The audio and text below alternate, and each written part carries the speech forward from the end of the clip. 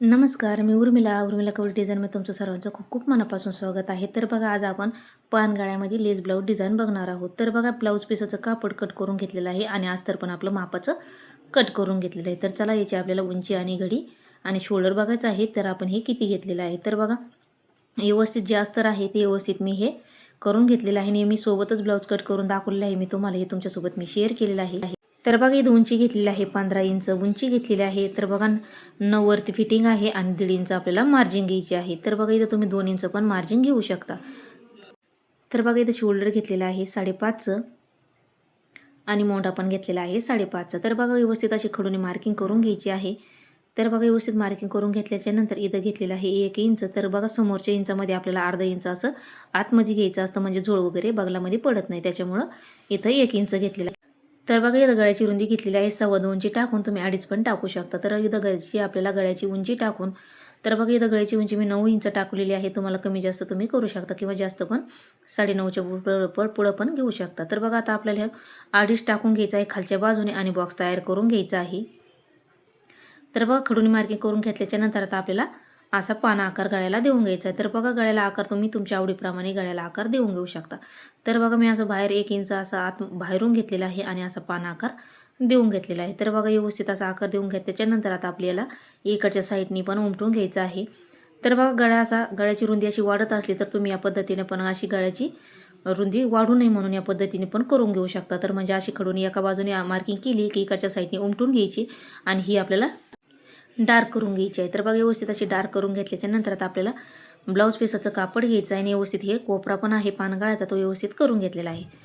तर बघा, आता ब्लाऊज पीसाचं कापड घ्यायचं आहे आणि ते आपल्याला सुईचं ठेवून घ्यायचं आहे आणि त्याच्यावरती जे अस्तरचं गळा आहे तो आपल्याला ठेवून घ्यायचा आहे. तर बघा, व्यवस्थित आता हे सरळ बाजू मी वरतून ठेवून घेतलेली आहे व्यवस्थित पाहून आणि त्याच्यानंतर आता हे ठेवल्याच्या नंतर आता आपल्याला पिना पॅक करून घ्यायची आहे. म्हणजे इकडे तिकडे हे सिल्की जे कापड आहे ब्लाऊज पीसाचं ते इकडे तिकडे सरकणार नाही, त्याच्यामुळे आपल्याला पिना सगळ्या बाजूनी पॅक करून घ्यायची आहे.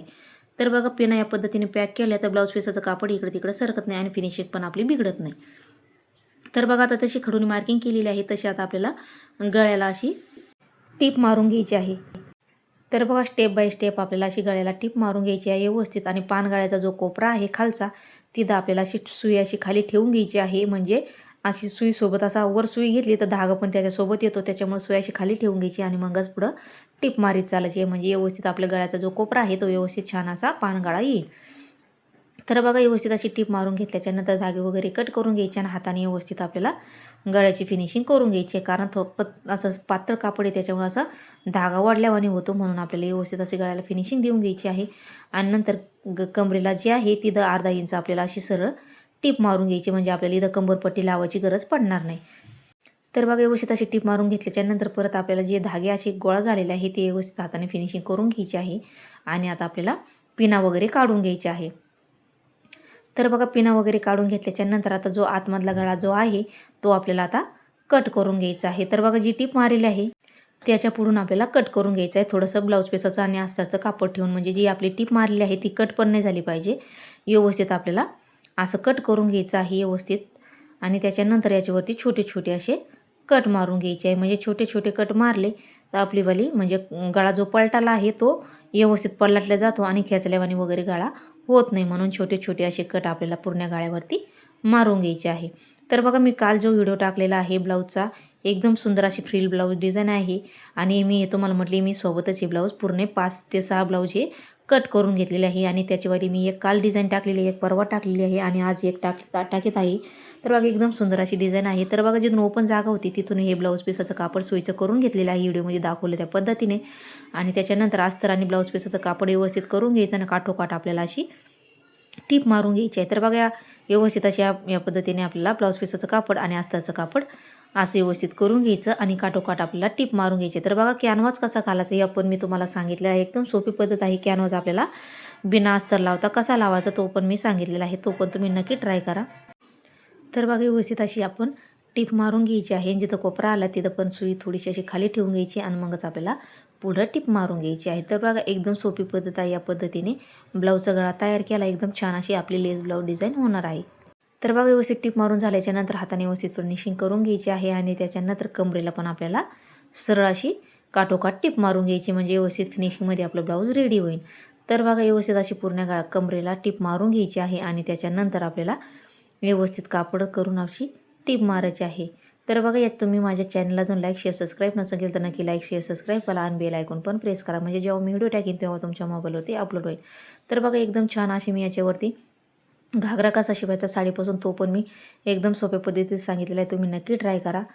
आणि त्याच्यानंतर आता हे ब्लाऊज पीसाचं कापड आपल्याला असं उलटं करून घ्यायचं आणि अस्तर लेवल आपल्याला अशी टीप मारून घ्यायची आहे. पूर्ण ब्लाऊजवरती अस्तर लेवल टीप मारायची आहे आणि जे ब्लाऊज पीसाचं कापड जे उरण ते आपल्याला अस्तर लेवल कट करून घ्यायचं आहे. तर बघा व्यवस्थित अशी इकडच्या बाजूनी पण आपल्याला व्यवस्थित अशी टीप मारून घ्यायची आहे आणि कमरेला परत आपल्याला टिप मारून घ्यायची आहे. तर बघा कमरेला परत टिप मारली तर एकदम फिनिशिंगमध्ये आपलं ब्लाऊज रेडी होतं. म्हणजे आपण पाठीमागून काय कंबरपट्टी वगैरे लावलेली नाही, डायरेक्ट उलटसुलट केलेलं आहे, त्याच्यामुळे एकदम छान अशी फिनिशिंग आपल्याला ब्लाऊजला रेडी होईल. त्याच्यामुळे आपल्याला कमरेला परत एक टीप मारून घ्यायची आहे. तर बघा व्यवस्थित आता ही फिनिशिंगमध्ये आपण धागे वगैरे गोळा झालेले ते व्यवस्थित करून घेतलेले आहे आणि त्याच्यानंतर आता काठोकाठ आपल्याला हे ब्लाऊज पीसाचं उरलेलं कापड ते कट करून घ्यायचं आहे सगळ्या बाजूचं. तर बघा एकदम छान अशी डिझाईन आपली रेडी होणार, तुम्ही नक्की ट्राय करा वटपौर्णिमानिमित्त पण आणि तुम्ही असे डेली यूजसाठी पण ही डिझाईन बनवू शकता. तर बघा एकदम छान अशी डिझाईन झालेली आहे. तर बघा आता आपण हे जे कापड कट करून घेतलेलं आहे व्यवस्थित धागे वगैरे पूर्ण कट करून घ्यायचे आहे आणि त्याच्यानंतर तुम्हाला जशी लेस आवडेल ती तुम्ही लेस लावून घेऊ शकता. तर बघा ही लेस आणलेली आहे ती अशी याच्यावरती मॅचिंग होईन अशीच आणलेली आहे, कारण याच्यावरती दुसरा असा कलर वगैरे नव्हता, त्याच्यामुळे मी याच पद्धतीने अशी त्याच कलरची मॅचिंग होईन अशी लेस आणून घेतलेली आहे. तर बघा त्याच्यानंतर आता आपल्याला अशी काठोकाठ आपल्याला अशी लेस लावीत चालायची आहे. तर बघा ही थोडीशी जाड लेस आहे, तर ही आपल्याला डबल टिप मारून घ्यायची आहे. तर बघा हे तिन्ही ब्लाऊज सेमच सारखे कलरचे होते, त्याच्यामुळे मी ह्या तिन्ही ब्लाऊजला जे काल परवा आणि हे आज टाकणार आहे या तिन्ही याला हीच लेस वापरलेली आहे. फक्त जे पाठीमागचे गळे आहे ते थोडे वेगवेगळे टाकलेले आहे, म्हणजे बरेच वेगवेगळे, एक फ्रिल आहे आणि एक लेस ब्लाऊज डिझाईन आहे आणि दुसरी पण फ्रिल ब्लाऊज डिझाईन आहे. तर बघा या पद्धतीने अशी आपल्याला व्यवस्थित अशी टीप मारून घ्यायची आहे. कोपरा जिथं आलेला आहे पानगळ्याचा तिथं थोडीशी मी अशी घडी मारून लेस लावून घेतलेली आहे, म्हणजे त्याचा कोपरा वगैरे छान असा येईल. तर बघा व्यवस्थित अशी टीप मारून झाल्याच्या नंतर आता आपल्याला परत त्याच्यावरती डबल टीप मारून घ्यायची आहे. तर बघा व्यवस्थित अशी डबल टीप मारून घ्यायची आहे. तर बघा तुम्हाला सिंगल अशी एकच लेस लावायची असली तर तुम्ही एक पण पानगळ्याला लेस लावून घेऊ शकता, तर मी याला डबल लेस लावून घेणार आहे. तर बघा व्यवस्थित अशी टीप मारून घ्यायची आहे, धागे वगैरे आपल्याला कट करून घ्यायचे आहे आणि त्याच्यानंतर आता आपल्याला व्यवस्थित हाताने फिनिशिंग करून घ्यायची आहे. तर बघा व्यवस्थित हाताने फिनिशिंग करून घेतलेली आहे आणि त्याच्यानंतर आता खडू घ्यायचा आहे आपल्याला आणि मध्यातून आपल्याला या पद्धतीने असं मध्य घ्यायचं आहे आणि व्यवस्थित गळ्याला गळा असा टेकून घ्यायचा आहे, म्हणजे कमी जास्त जी साईज आहे ती झाली नाही पाहिजे आपल्याला. तर बघा या पद्धतीने अशी खडूने आता मार्किंग करून घ्यायची आहे. तर तुम्हाला जसा गळ्याचा आकार पाहिजे तसा तुम्ही मार्किंग खडूने करून घ्यायची आहे आणि मग इकडच्या साईडने आपल्याला उमटून घ्यायची आहे. तर बघा हे सिल्की कापड होतं, तर एका साईडने उमटलं गेलं आणि एका साईडनं लवकर उमटत नव्हतं, त्याच्यामुळे मी बऱ्याच म्हणजे असं 2दा ते 3दा मार्किंग केली मग इकडच्या साईडने उमटून घेतली. तर बघा व्यवस्थित असं या पद्धतीने परत अशी लेवल धरून आपल्याला ही इकडची बाजू अशी त्याच्यावर टाकायची आहे आणि ही इकडची बाजू इकडं उमटून घ्यायची आहे. तर बघा ही मी तुम्हाला म्हटले पातळ कापड होतं, त्याच्यामुळे याच्यावरती खडूची मार्किंग दिसतच नव्हती. तर मी इकडच्या साईडने परत खडूने मार्किंग केली आणि ती परत त्याच्याकडून उमटून घेतली आणि मार्किंग करून घेतली. तर बघा या पद्धतीने दोन्ही साईडने सारख्या अशा मार्किंग करून घेतलेल्या आहे. तर बघा पहिले आपल्याला पाठीमागची टक्स तयार करून घ्यायची आहे आणि मगच लेस लावून घ्यायची आहे. तर बघा या पद्धतीने मध्ये घ्यायचं आहे आपल्याला आणि अशी तिरकी आपल्याला टीप मारून घ्यायची आहे. तर बघा मी तुम्हाला आता आपण कशी टक्स घेतले ते व्यवस्थित असे दाखवते. तर बघा टिपा वगैरे जे मारलेले आहे दागे वगैरे कट करून घ्यायचे. तर बघा मध्यातून आपल्याला 4.5 इंच घ्यायचं आहे आणि उभं पण आपल्याला 4-4.5 इंच घ्यायचं आहे आणि इथं अर्धा इंच घेऊन अशी तिरकी टीप मारून घ्यायची आहे. तर बघा एकदम सोप्या पद्धतीमध्ये पाठीमागचे आपले टक्स दोन्हीकडचे रेडी झालेले, हाताने व्यवस्थित फिनिशिंग देऊन घ्यायची आहे, त्याच्याने व्यवस्थित हाताने प्रेस करून घ्यायचं आहे. तर बघा आता ही लेस घ्यायची आहे आणि इकडच्या साईडने आपल्याला पहिले अशी लेस लावून घ्यायची आहे. तर बघा व्यवस्थित अशी व्हिडिओमध्ये दाखवली त्या पद्धतीने तुम्ही लेस लावून घेऊ शकता. तर बघा तर लाईक शेअर करायला तुम्हाला काही एक लाईक करायला काही पैसे वगैरे लागत नाही. तुम्हाला आवडत असेल तर नक्की माझ्या चॅनलला लाईक शेअर सबस्क्राईब नक्की करा. आणि एकदम छान असं तुम्हाला समजून या पद्धतीने मी तुम्हाला कोणती पण काम म्हणजे समजून सांगत असते की आपल्याला लेस कशी लावायची किंवा पाठीमागचा भाग कसा कट करायचा. आणि याच्यावरती मी बोटने कटिंग पण दाखवली आहे एकदम सोप्या पद्धतीमध्ये. आणि ती कशी पाठीमागचा गळा कसा शिवायचा आणि समोरचा कसा शिवायचा तो पण मी तुम्हाला सांगितलेला आहे बोटनेकमध्ये. आणि याच्यामध्ये बोटनेक कटिंग पण आणि फोरटक्स कटिंग पण दाखवलेले आहे. शिवणकाम कसं करायचं त्याचं पूर्ण ते पण दाखवलं आहे. तुम्ही बघितलं नसेल तर नक्की चेक करा. तर बघा लेस लावून झाल्याच्या नंतर आता परत आपल्याला एका साईडने परत लेस लावून घ्यायची आहे, म्हणजे ती टिप मारून घ्यायची आहे. म्हणजे कारण ती थोडीशी जाड आहे त्याच्यामुळे आपल्याला डबल टिपा मारून घ्यायची आहे दोन्ही साईडने. या पद्धतीने धागे वगैरे कट करायचे आणि इकडच्या साईडने आपल्याला आपण अशी लेस लावली तसेच इकडच्या साईडने पण आपल्याला व्यवस्थित लेस लावून घ्यायची आहे. खालच्या बाजूने लावीत आपल्याला वरती जायचं आहे.